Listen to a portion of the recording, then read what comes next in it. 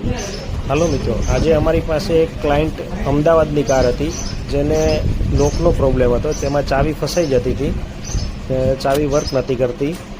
તો જોઈએ આપણે આગળ એનો લોક ખોલી અને રિપેર કરવા માટે ગાડી ગામડે પડી હતી, તો ત્યાંથી લોક ખોલી અને આપણા વર્કશોપ પર લઈ આવ્યા. તો મિત્રો, આ ક્લાયન્ટની જે જૂની ચાવી હતી એ પૂરી રીતે ફસાઈ ગઈ છે. તો એને આપણે ઓટોમેટિક મશીન દ્વારા ડિટેક્ટ કરી અને નવી ચાવી આ ઇન્સ્ટોલ કરી છે.